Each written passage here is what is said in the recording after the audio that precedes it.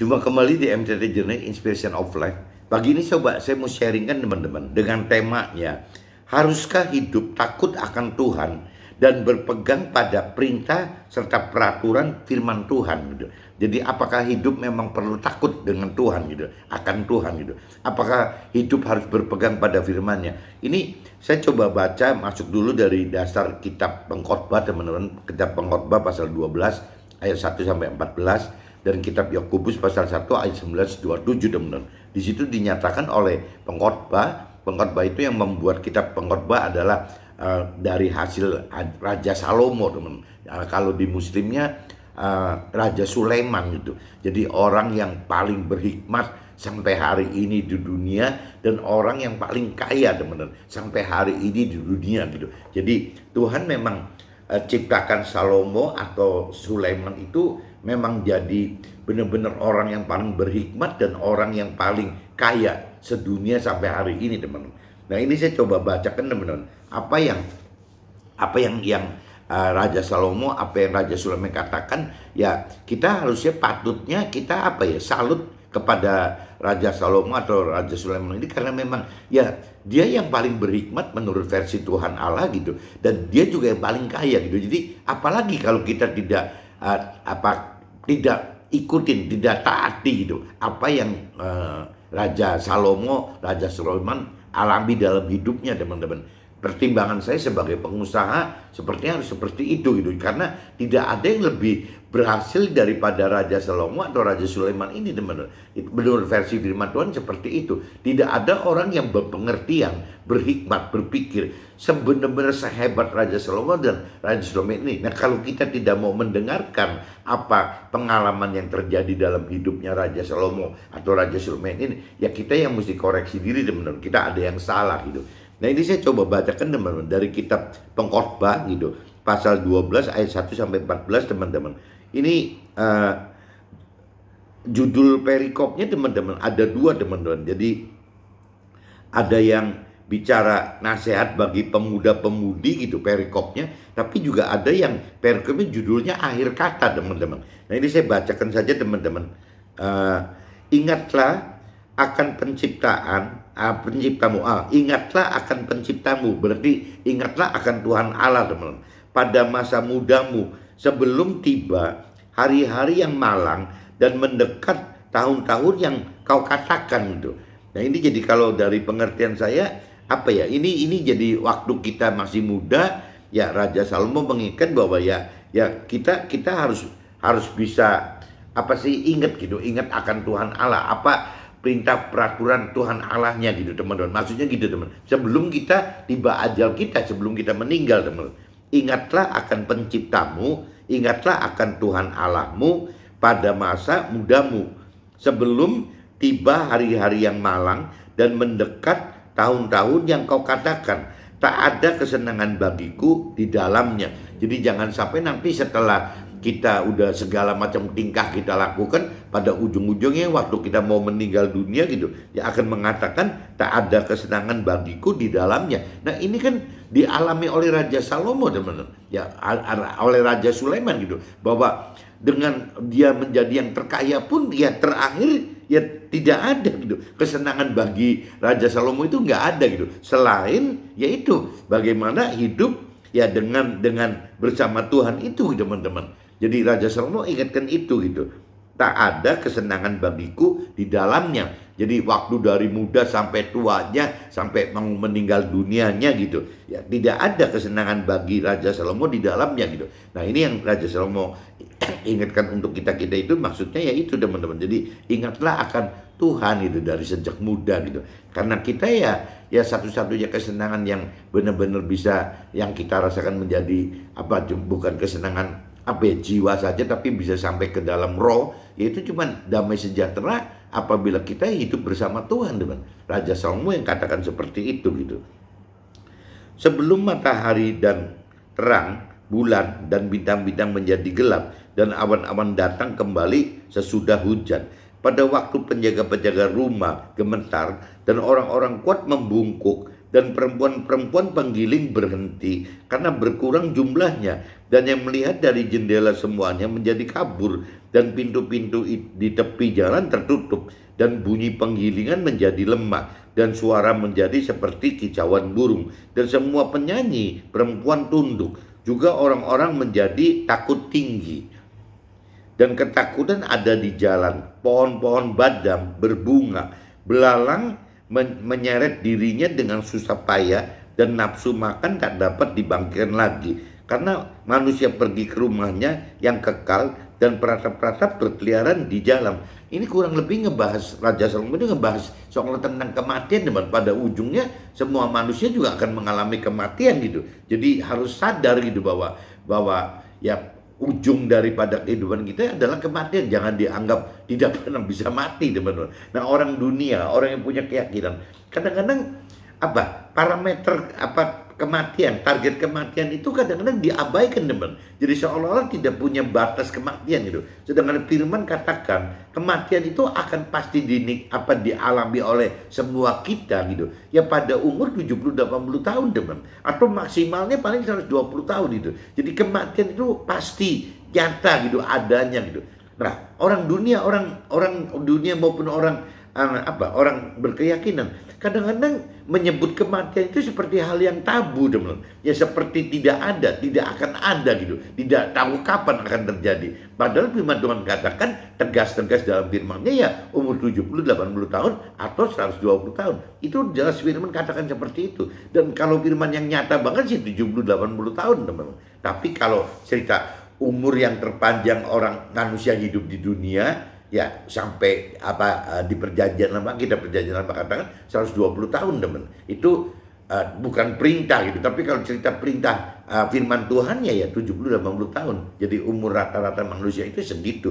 Nah, sekarang tinggal kita ukur aja, teman-teman. Kalau kita orang yang percaya Tuhan itu, orang yang bukan orang dunia yang acu-acu terhadap Tuhan gitu. Tapi kalau kita takut akan Tuhan, percaya akan Tuhan, ya kita ukur aja, teman-teman. Deadline kita, umur mati kita itu 70-80 tahun. Berarti kita posisinya sekarang ada di umur berapa, teman-teman? Ya kalau bagi kita yang sudah sepuh gitu, yang sudah 55 tahun ke atas, umur sisa kita kan tinggal, kalau ke 70 tahun berarti tinggal 15 tahun, teman-teman. Kalau sampai umur 80 tahun berarti tinggal 25 tahun. Nah, kalau kita melihat ke belakang gitu, menoleh ke belakang 15 tahun atau 25 tahun itu, kita masih ingat banget loh, teman-teman. Ya, teman-teman yang umurnya misalnya 55 gitu. Kalau kita bicara mundur lihat ke belakang gitu, 55 potong 15, berarti kan 40 tahun, teman-teman. Masih teman-teman lupa apa yang terjadi waktu umur 40 gitu. Kan masih ingat sekali. Dan juga sama aja, teman. Kalau kita parameternya umur 55 tahun, parameter pensiunnya orang dunia dipotong 25 tahun, itu kan berarti kita masih ingat umur 30 tahun kita lagi ngapain enggak gitu. Kita pasti masih ingat, teman. Jadi ini sama aja, cuman bedanya kita lihat ke belakang. Nah, sekarang bicaranya kita 15 tahun, 25 tahun lihat ke depan gitu. Ya apa enggak kita mesti berubah gitu ya. Itu balik lagi Raja Salomo ingatkan, ya ingatlah akan penciptamu gitu. Jadi ingatlah akan Tuhan, karena apa yang dialami Raja Salomo itu dalam kesuksesannya, dalam kehebatan hikmatnya gitu, tetap aja, teman-teman, ujungnya Raja Salomo katakan tak ada kesenangan bagiku di dalamnya gitu. Padahal dia udah jauh di atas kita sekarang, teman-teman. Ya dalam hal hikmat, pengertian akan kebenaran hidup, kita nggak ada apa-apanya dibanding Raja Salomo. Dalam hal soal kekayaan juga, keberhasilan, kesuksesan duniawi juga, kita tidak ada apa-apanya gitu dibanding Raja Salomo. Tapi Raja Salomo bisa katakan begitu loh, ya tak ada kesenangan bagiku di dalamnya. Nah, ini yang teman-teman harus camkan gitu, ingatkan bahwa ya ngapain gitu kita uber-uber, kita nggak mungkin bisa uber-uber target sukses duniawi itu seperti Raja Salomo gitu. Kenapa? Lah karena firman katakan, Tuhan katakan seperti itu. Tidak ada manusia yang bisa lebih lebih kaya daripada Raja Salomo itu nggak ada gitu. Nah, orang yang terkaya di dunia sampai hari ini pun juga ya merasa menyesal begitu loh. Ya, sampai mengatakan tak ada kesenangan bagiku di dalamnya. Jadi, ngapain teman-teman ikutin cuman mau bertarget sukses duniawi? Rasanya apa ya teman-teman? Mungkin seperti yang firman Tuhan peraturkan gitu. Ya, Tuhan kan pengen sekali kita masuk mendapatkan keselamatan akhirat teman-teman. Jadi apakah bukan priority itu yang kita harus uber gitu. Ya kalau kita percaya Tuhan, mengasihi Tuhan dan takut akan Tuhan, ya kita harus percaya bahwa target utamanya adalah bagaimana mendapatkan keselamatan akhirat teman-teman. Nah setelah mendapatkan keselamatan akhirat, kata Tuhan gitu di kitab Matius pasal 6 ayat 33 itu bahwa yang namanya sukses duniawi itu ya akan ditambahkan. Berarti bukan target kita hidup hanya untuk mendapatkan target sukses duniawi aja teman. Itu malah kalau dari versi firman Tuhan itu cuma ditambahkan, bukan ditargetkan gitu. Nah ini pengalaman dari Raja Salomo itu bisa jadi berarti buat kita. Seharusnya seperti itu teman-teman. Apabila kita tidak degil, tidak tegar tengkuk gitu ya, mungkin kita akan mengerti maksudnya itu gitu. Nah ini kalau saya lanjutkan lagi, jadi intinya Raja Salomo dan mengingatkan sebelum kita meninggal teman-teman, intinya gitu.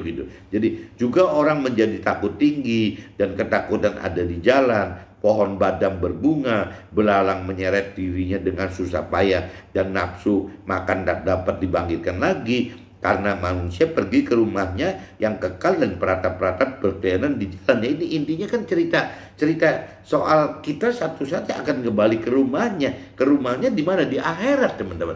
Karena sementara ini kan di sini bukan rumahnya, di sini kan menumpang. Di dunia ini manusia adalah menumpang gitu. Nah rumahnya di mana? Rumahnya di alam akhirat. Nah alam akhirat ini yang bahaya teman-teman. Ada dua gitu. Apabila kita tidak melakukan firman Tuhan di dunia ini, ya ujungnya alam akhiratnya akan masuk ke neraka. Tapi apabila kita melakukan firman di dalam kehidupan dunia ini, ya kita akan masuk ke dalam surga. Kurang lebih begitu teman-teman.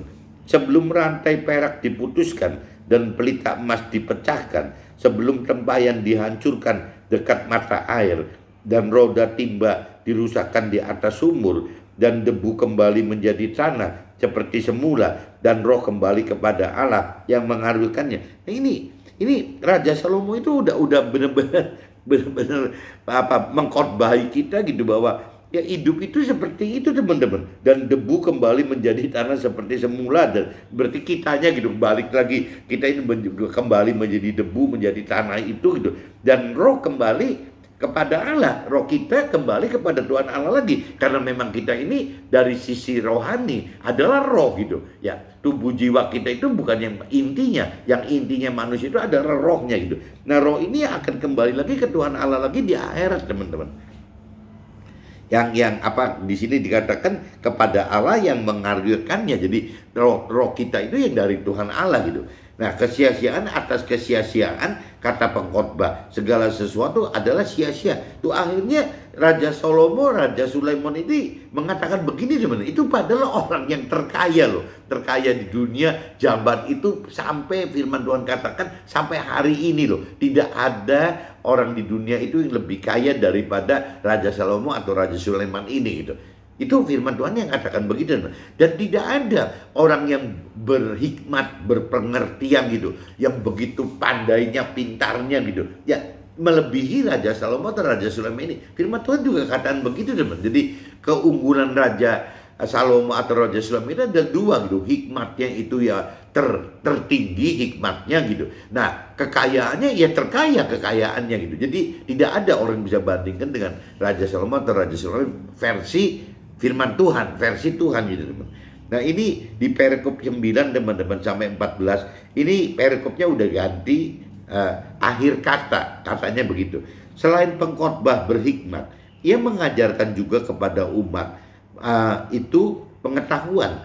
Ia menimbang, menguji, dan menyusun banyak amsal.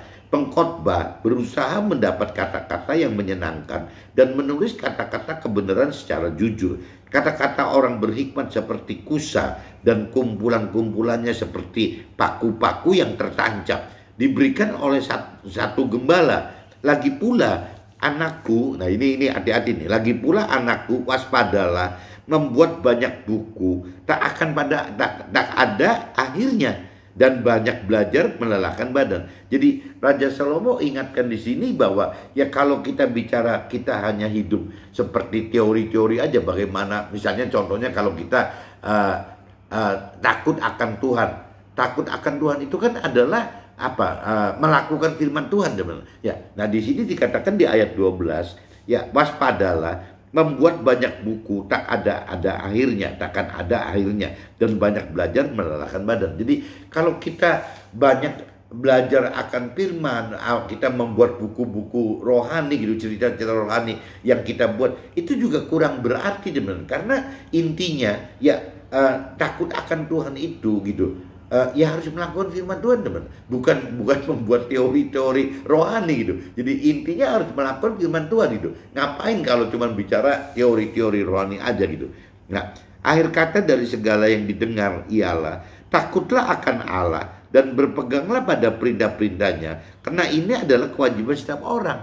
Nah, ini kuncinya di sini, teman. Jadi Raja Salomo katakan bahwa ya yang dia alami itu bahwa ya ujung-ujungnya ya cuma takut akan Tuhan gitu dan berpegang melakukan firman-firman Tuhan. Itu ujungnya hidup kita itu seperti itu, teman-teman. Karena itu adalah kewajiban setiap orang. Raja Salomo katakan begitu, Raja Sulaiman katakan begitu. Karena Allah akan membawa setiap perbuatan ke pengadilan yang berlaku atas segala sesuatu yang tersembunyi, entah itu baik atau itu jahat gitu. Karena Allah akan membawa setiap perbuatan ke pengadilan yang berlaku atas segala sesuatu yang tersembunyi, entah itu baik atau itu jahat. Jadi apa yang kita perbuat di dunia ini akan mendapat penghakiman dan penghukuman nanti di akhirat nanti, teman-teman. Ini saya sudah bacakan di kitab Pengkhotbah, teman-teman, ayat 12 ayat 1 sampai 14. Dan ini teman-teman jangan apa ya, jangan pengen ngebandingkan dengan Raja Salomo atau Raja Sulaiman ini, karena firman Tuhan katakan Raja Salomo itu nggak ada bandingannya, teman. Soal hikmat itu dia nomor 1 di dunia dari dulu sampai sekarang, dan soal kekayaan juga sama, teman. Ada kekayaan Raja Salomo Sulaiman ini nomor 1 gitu dari waktu zamannya Raja Salomo hidup sampai hari ini. Tidak ada yang bisa mengalahkan hikmat dan kekayaan Raja Salomo atau Raja Sulaiman ini. Jadi kita harus compare bahwa sudah tidak ada yang lebih hebat dari Raja Salomo. Gampangnya gitu, teman. Jadi rasanya kita harus mau mempelajari, mau mempertimbangkan bahwa apa yang dialami Raja Salomo itu menjadi satu input buat koreksi kita, teman-teman. Ini saya coba masuk, teman-teman, ke kitab Yakobus, teman-teman. Kitab Yakobus pasal 1, teman-teman. Kalau kitab Pengkhotbah itu kan tadi ada di kitab Perjanjian Lama, kalau di Alkitabnya, teman-teman. Nah, kalau kitab Yakobus itu ada di kitab Perjanjian Baru, teman. Kitab Perjanjian Baru, ya kitab Yakobus pasal 1 ayat 19 sampai 27. Judul perikopnya, teman-teman, pendengar atau pelaku firman. Itu judulnya itu. Pendengar atau pelaku firman. Hai saudara-saudara yang kukasihi, ingatlah hal ini. Setiap orang hendaklah cepat untuk mendengar, tetapi lambat untuk berkata-kata, dan juga lambat untuk marah gitu. Sebab amarah manusia tidak mengerjakan kebenaran di hadapan Allah. Sebab itu buanglah segala sesuatu yang kotor dan kejahatan yang begitu banyak itu, dan terimalah dengan lemah lembut firman yang tertanam di dalam hatimu, yang berkuasa menyelamatkan jiwamu. Tetapi hendaklah kamu menjadi pelaku firman dan bukan hanya pendengar saja, sebab jika tidak demikian, kamu menipu diri sendiri. Sebab jika seorang hanya mendengar firman saja dan tidak melakukannya, ia adalah seumpama seorang yang sedang mengamati mukanya yang sebenarnya di depan cermin gitu. Jadi ini, teman-teman, ingat nih, sebab jika seorang hanya mendengar firman saja, ia adalah seumpama seorang yang sedang mengamati mukanya yang sebenarnya di depan cermin. Baru saja ia memandang dirinya, ia sudah pergi atau ia segera lupa bagaimana rupanya gitu. Jadi coba teman-teman bayangin, seolah-olah firman Tuhan katakan begitu. Kalau kita cuma mendengar firman aja, bukan pelaku firman, itu seperti cuma melihat di cermin. Waktu kita melihat, kita lihat wajah kita, waktu kita meninggalkan cermin itu, kita sudah lupa, teman-teman, dengan wajah kita seperti apa itu lupa gitu. Maksudnya begitu, teman-teman. Tetapi barang siapa meneliti hukum yang sempurna, yaitu hukum yang memerdekakan orang, dan ia bertekun di dalamnya, jadi bukan hanya mendengar untuk melupakannya, tetapi sesungguhnya melakukannya, ia akan berbahagia oleh perbuatannya. Jikalau ada seorang menganggap dirinya beribadah, tetapi tidak mengekang lidahnya, ia menipu dirinya sendiri, maka sia-sialah ibadahnya. Ibadah yang murni dan yang tak bercacat di hadapan Allah ialah mengunjungi yatim piatu dan janda-janda dalam kesusahan mereka, dan menjaga supaya diri sendiri tidak dicerbankan oleh dunia. Ya kuncinya gitu teman, kita jangan sampai kepengaruh oleh hal duniawi sehingga akhirnya kita jadi malah ibadah kita jadi malah nggak benar teman, menyimpang dari apa yang Tuhan inginkan. Ini saya coba baca teman-teman. Jadi yang kalau dari kitab pengkhotbah itu kan seperti itu. Jadi bagaimana caranya kita harus takut akan Tuhan teman-teman. Nah kalau di kitab Yakobus pasal 1 ini, pendengar atau pelaku firman itu ya kembali lagi teman. Yang namanya takut akan Tuhan itu harus melakukan firman teman, bukan mendengar firman. Nah ini yang kita mau bedah sharing pagi ini teman-teman. Apa sih maksudnya pendengar dan pelaku firman itu? Ya bedanya apa gitu. Nah dari pengalaman saya teman-teman, dari saya mulai dasar sekali, saya coba tulis di draft saya. Nah ini saya coba langsung masuk ke draft aja teman-teman. Jadi kalau di draft saya itu firman dalam pengkhotbah pasal 12 ayat 1 ini yang paling penting teman-teman. Ingatlah akan penciptamu. Jadi ingatlah akan Tuhan gitu. Pada masa mudanya kita, sebelum tiba hari-hari yang malang dan mendekat tahun-tahun yang kau katakan tak ada kesenangan bagiku di dalamnya, saat hari kematian dan masuk ke dalam neraka teman-teman. Jadi kuncinya kan gitu. Jadi kalau kita tidak hati-hati teman-teman, yang Raja Salomo atau Raja Sulaiman katakan tadi gitu ya, tak ada kesenangan bagiku di dalamnya. Ini kan waktu hidup seperti itu. Bahkan konsekuensi kematiannya teman, kalau kehidupannya kan tidak ada kesenangan gitu. Tapi kalau bicara konsekuensi kematiannya, itu kalau kita tidak melakukan firman Tuhan, kita tidak ingat Tuhan, pribadi Tuhan Allah, kita tidak berpegang kepada perintah peraturan firman Tuhannya gitu. Ya konsekuensinya bukan cuma istilahnya hidup tidak bahagia di dunia ini teman, tapi bisa-bisa kematian kita itu akan mengalami masuk ke dalam neraka teman. Jadi lebih bahaya lagi gitu. Nah ini yang mesti kita hati-hati ya. Mesti ingat apa yang Raja Salomo, Raja Sulaiman katakan dalam pengkhotbah pasal 2 ayat 1 ini gitu teman. Ingatlah akan Tuhan gitu pada masa muda kita, sebelum tiba hari yang malangnya kita, ya hari kematian kita itu teman-teman. Jadi jangan sampai nanti sudah waktunya, sudah dekat ajalnya kita, ya udah tidak dapat apa-apa gitu, yang urusan bahagia dunia juga tidak kita dapatkan, yang karena yang tadi Raja Salomo katakan tak ada kesenangan bagiku di dalamnya gitu. Di dunia aja tidak ada kesenangan gitu. Nah di akhiratnya teman-teman mendapat ya masuk dalam neraka karena tidak melakukan firman Tuhan teman. Jangan sampai kita kejebak seperti itu teman-teman. Firman dalam pengkhotbah pasal 12 ayat 13 dan 14 teman-teman. Kalau di pasal di ayat 13 ya, akhir kata dari segala yang didengar ialah takutlah akan Allah dan berpeganglah pada perintah-perintahnya, karena ini adalah kewajiban setiap orang. Nah ini kalau di ujungnya teman-teman ya, Raja Salomo, Raja Sulaiman katakan di dalam kitab pengkhotbah pasal 12 ayat 13 gitu ya, takutlah akan Allah teman-teman. Jadi hidup itu harus takut akan Allah teman-teman, dan berpeganglah pada perintah-perintahnya gitu. Karena ini adalah kewajiban setiap orang. Itu firman katakan begitu teman-teman. Nah yang di ayat 14 ya teman-teman.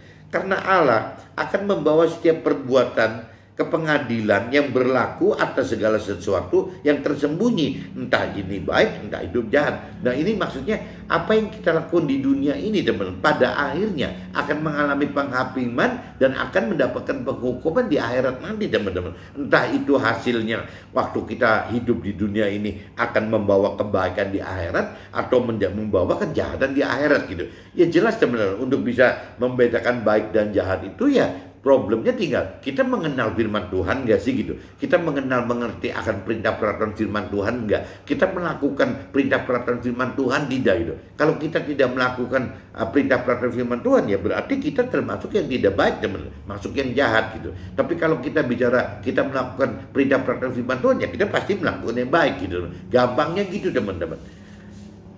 Jika kita percaya akan Tuhan, maka 3 ayat dalam kitab Pengkhotbah pasal 12 tadi, baik itu ayat 1, baik itu ayat 13, baik itu ayat 14, teman-teman, adalah perintah yang tidak dapat kita ragukan dan hindari. Karena pembuat ayat tersebut adalah Raja Salomo atau Raja Sulaiman, yang mana statusnya satu-satunya manusia gitu di dunia yang Tuhan beri hikmat yang terhebat gitu, dan juga kekayaan yang terbesar gitu, yang paling kaya di sepanjang zaman kehidupan Raja Salomo waktu itu, Raja Sulaiman waktu sampai hari ini, teman, nggak ada musuhnya gitu. Jadi benar-benar dia itu manusia itu, kata firman Tuhan katakan bahwa ya sampai kiamat pun tidak ada orang yang bisa lebih berhikmat daripada Raja Salomo, ya lebih kaya daripada Raja Salomo, tidak ada gitu. Jadi ya Raja Salomo itu yang Tuhan ciptakan untuk yang paling berhikmat dan paling kaya gitu selama hidupnya. Takutlah akan Allah dan berpeganglah pada perintah-perintahnya. Ini kalau kita bandingkan versus orang yang hanya tergiring oleh situasi dan kondisi, yang mengarahkan Tuhan itu ada karena kita hidup dalam negara berketuhanan. Seperti di Indonesia kan kita hidup kan sangat diuntungkan, teman-teman, karena Pancasilanya, sila satunya sudah ketuhanan yang Maha Esa. Jadi dari kita lahir, teman-teman, apabila kita lahir di Indonesia, dari zamannya saya lahir, ya seolah-olah negara itu sudah menentukan bahwa itu Tuhan itu ada gitu. Ya kita sila pertamanya harus ketuhanan yang Maha Esa, berarti keberadaan Tuhan itu nyata ada secara negara seperti itu. Dan kita lahir di keluarga pun sama, teman. Apabila kita lahir dalam keluarga yang sudah hidup di dalam Tuhan, hidup di dalam firman Tuhan, berarti juga kita lahir sudah dalam kondisi Tuhan itu ada gitu. Baik negara menyatakan ketuhanan yang Maha Esa, itu berarti nyatakan Tuhan ada. Di keluarga pun sama, teman, menyatakan bahwa Tuhan itu ada. Tapi kan persepsinya orang seperti ini sama sekali tidak libatkan firman Tuhan dalam dasar kehidupannya. Jadi kalau orang yang cuma sekedar mikir seperti itu, teman-teman, bahwa Tuhan itu ada karena dasar negara Pancasila itu gitu, ketuhanan Maha Esa, Tuhan itu ada karena keluarga kita ada di dalam keluarga yang berketuhanan, bertuhan dan berfirman Tuhan gitu. Kalau cuma sekedar begitu tanpa mengenal, mengerti, melakukan firman Tuhan, itu ya saya nggak ngerti apakah orang-orang semacam ini bisa disebut takut akan Tuhan gitu. Apakah orang-orang semacam ini bisa dikatakan berpegang kepada perintah-perintah firman Tuhan? Rasanya tidak, teman. Karena orang-orang yang dengan situasi kondisi lahir di negara seperti ini dan keluarga seperti ini, ya berarti cuma sekedar mendapatkan satu jadi satu stigma gitu, bahwa ya Tuhan itu ada, cuma itu aja gitu, tanpa mengenal, tanpa mengerti, dan tanpa melakukan firman Tuhan itu. Nah, ini yang sangat disayangkan, teman-teman. Nah, pagi ini saya mau coba menjabarkan, teman-teman, lebih detail takut akan Tuhan dan terkait dengan berpegang pada firman Tuhan gitu.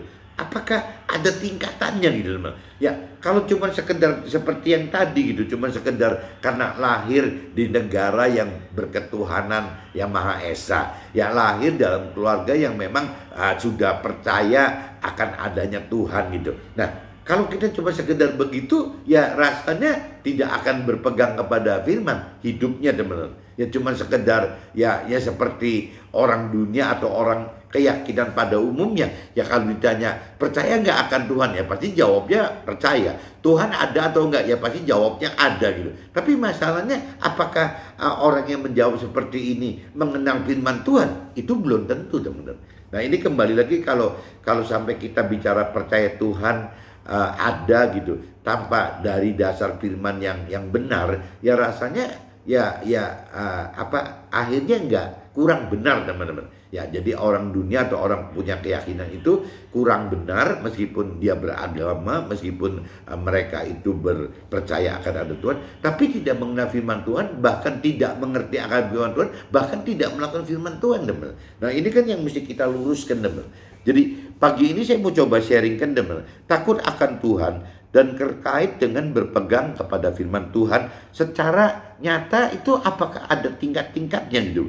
Yang saya alami teman-teman, yang pertama ya banyak orang yang percaya Tuhan, percaya akan firman Tuhan, tapi tidak mengenal teman-teman. Itu yang pertama gitu, tidak mengenal akan pribadi Tuhan yang sebenarnya gitu, tidak mengenal firman Tuhan yang sebenarnya. Jadi hanya mendengar saja gitu, hanya mendengar gitu ya bahwa Tuhan itu ada gitu ya, bahwa firman itu ada, cuma itu aja. Jadi tidak mengenal tapi hanya mendengar. Itu level satunya seperti itu teman-teman. Nah, kalau bicara yang level 2-nya, mengenal teman-teman, mengenal akan ada firman tapi tidak mengerti teman. Jadi orang yang level 2 itu lebih baik teman-teman. Berarti orang yang mau membaca firman Tuhan tapi tidak mengerti teman-teman.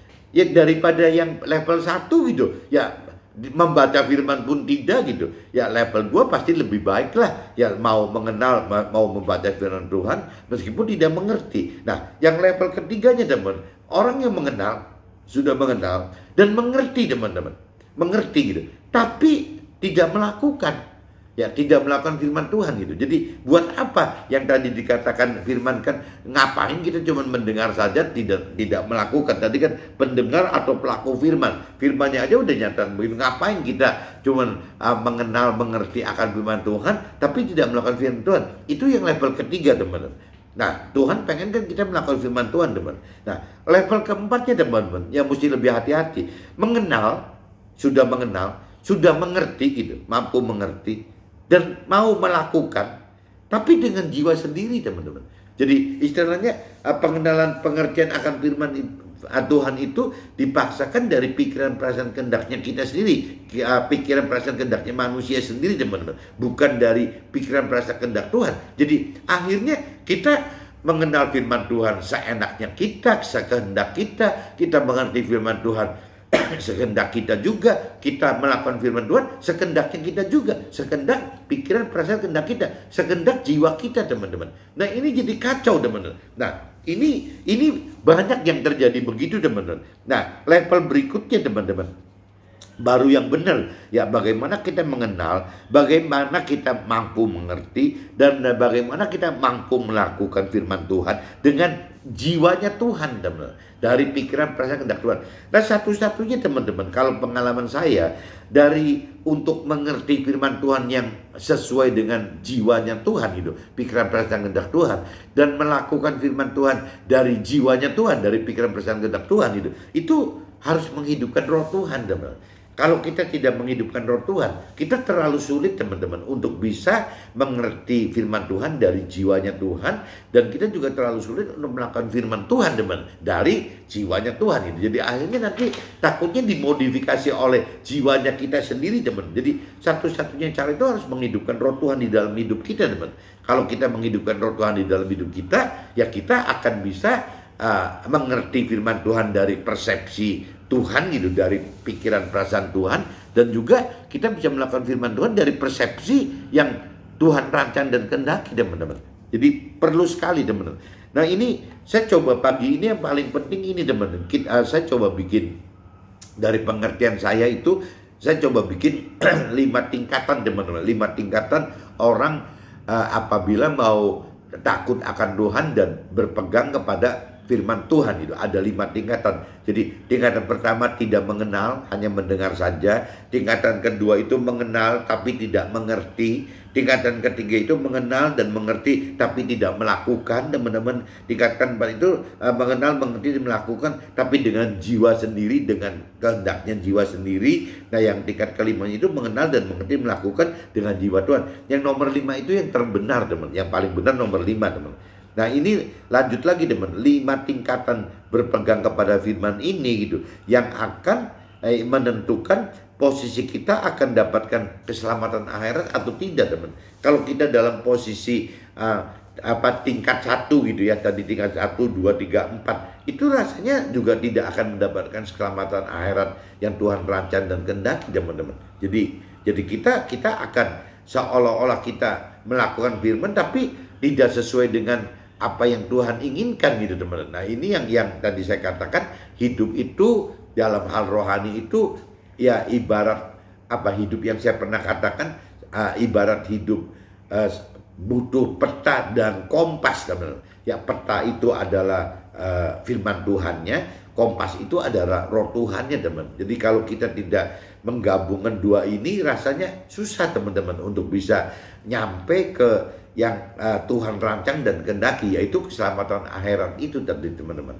Nah, ini kalaupun kita melakukan takut akan Tuhan dengan berpegang pada firman Tuhan pun, itu ada syarat-syarat tingkat 1 sampai 5-nya, teman-teman. Nah, kalau cerita orang dunia atau orang yang berkeyakinan, kadang-kadang tidak ada parameter seperti ini, teman-teman. Ya, ini ya malah kalau kita nggak punya takut akan Tuhan dan tidak punya pegangan firman, teman-teman, yang dikhawatirkan itu hidup itu akan terbawa oleh hal-hal yang lebih duniawi, teman-teman. Karena memang kita hidup, kalau bicara mayoritas itu kita ketemu dengan orang-orang yang duniawi dan orang yang punya keyakinan, teman-teman. Orang yang mau takut akan Tuhan dan berpegang kepada firman Tuhan itu sedikit sekali, teman. Jumlah orangnya itu sedikit sekali. Nggak tahu apakah 10% ada nggak dari manusia di dunia ini gitu. Jangan-jangan mungkin nggak ada, teman. Apa 5%, apa 1%, saya nggak ngerti gitu. Cuman yang jelas yang mau takut akan Tuhan dan melakukan firman Tuhan itu minoritas, teman. Nah, ini yang kadang-kadang mendapat berbeda dengan manusia dunia pada umumnya, manusia yang punya keyakinan pada umumnya. Nah, akhirnya ya disebutnya orang yang takut Tuhan dan melakukan firman Tuhan itu malah minoritas itu disebutnya orang aneh, teman. Orang aneh kok mau-maunya masih hidup di dunia tapi kok sudah melakukan ini itu seperti hidup di akhir. Nah, orang dunia akan cemoohkan, akan bahkan menindas gitu ya kepada orang-orang yang takut akan Tuhan dan melakukan firman Tuhan. Itu firman sudah sering kali, banyak firman yang menyatakan ya konsekuensi orang takut akan Tuhan, konsekuensi orang yang melakukan firman Tuhan ya akan menghadapi penderitaan seperti itu, teman. Penderitaan, penistaan, cemooh gitu. Ya akan menghadapi itu. Dari siapa? Ya dari masyarakat yang dari orang-orang sekeliling kita, dari orang dunia dan orang keyakinan. Nah, orang dunia dan keyakinan itu bisa berupa keluarga besar kita, bisa berupa keluarga kecil kita, bisa berupa keluarga kita, bisa berupa orang tua dan mertua kita, bisa berupa anak-anak kita, dan yang paling berat itu bisa berupa pasangan kita, teman-teman. Suami berarti bisa dicemooh, ditindas oleh istrinya. Nah, istrinya juga sama, teman, bisa ditindas, dicemooh oleh suaminya. Nah, ini ya yang kita mesti hadapin seperti ini, teman-teman. Tapi tadi Raja Salomo kan sudah katakan bahwa ya buat pengalaman yang hidupnya Raja Salomo itu bahwa ya tidak ada gitu, tidak ada ujung yang bisa menyenangkan dia, itu tidak ada gitu. Jadi memang ujung-ujungnya ya hanya di sini dikatakan kan di kitab Pengkhotbah pasal 12 ayat 1 itu kan, tak ada kesenangan bagiku di dalamnya gitu. Jadi pada akhirnya Raja Salomo merasakan seperti itu, teman. Dan Raja Salomo ingatkan pada kita ya satu-satunya kalau kita mau hidup lebih bahagia gitu ya harus hidup dengan takutlah akan Allah dan berpeganglah pada perintah-perintahnya. Yaitu Raja Salomo sarankan seperti itu, teman. Mudah-mudahan teman-teman dengan sharing pagi ini teman-teman bisa tangkap ya, maksudnya yang tadi di temanya gitu. Haruskah hidup takut akan Tuhan dan berpegang pada perintahnya serta perintah dan peraturannya ya sesuai dengan firman Tuhan. Maksudnya seperti itu, teman. Mudah-mudahan teman-teman bisa tangkap maksudnya, dan apabila memang ini berguna, coba teman-teman sharekan lagi kepada keluarga dan teman-teman yang lain. Oke, teman-teman, see you, bye-bye.